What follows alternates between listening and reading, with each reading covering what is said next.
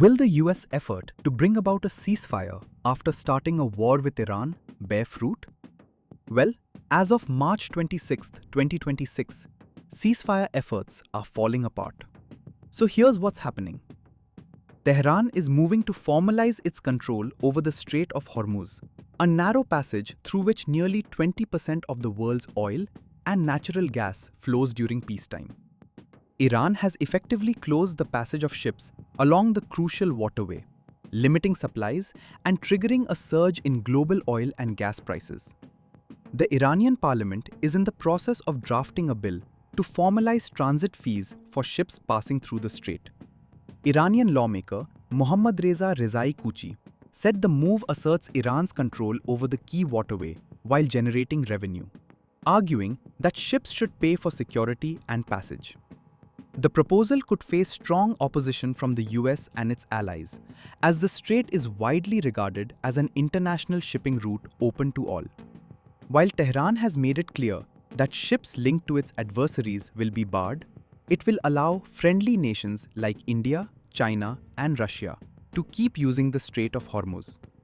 For India, this could bring relief, as it is heavily reliant on West Asian energy and has been pushing for de-escalation to safeguard its energy security.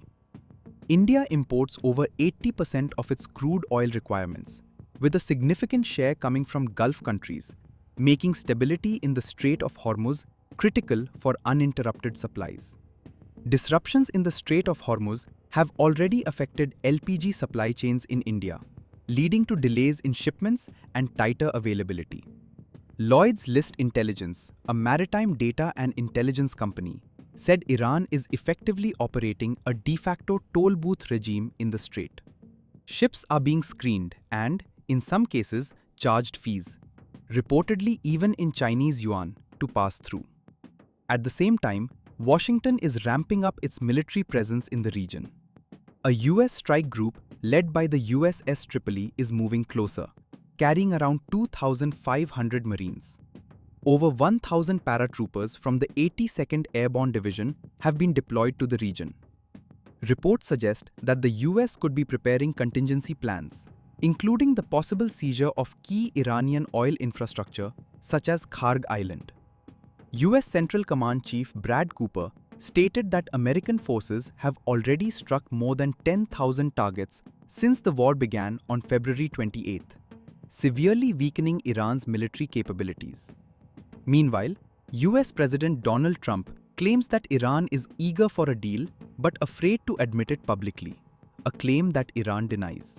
Have the chance, that is Iran, to permanently abandon their nuclear ambitions and to chart a new path forward. We'll see if they want to do it. If they don't, we're their worst nightmare. In the meantime, we'll just keep blowing them away, unimpeded, unstopped. Well, there's not a thing they can do about it. They can't do anything about it, you know. I tell you, if they could, you'd be hearing about it. You'd be hearing about it. You don't hear anything about it. Iranian Foreign Minister Abbas Araghchi stated clearly that there are no talks underway and none planned, despite messages reportedly sent through intermediaries like Pakistan. مذاکره هم تا الان انجام نشد. من با ضرس قاطع عرض میکنم هیچ مذاکره و گفتگویی با طرف آمریکایی نبود. البته چند روز هست که طرف آمریکایی شروع کرده به ارسال پیام‌های مختلف از طریق واسطه‌های مختلف. این که پیام‌هایی از طریق کشورهای دوست ما داده بشه و ما هم در جواب مواضع خودمون رو اعلام بکنیم یا هشدارهای لازم رو بدیم، این نه اسمش مذاکره است، نه اسمش گفتگو، نه هیچ. تبادل پیام هست به واسطه دوستان. The gap between battlefield escalation and diplomatic messaging is only widening.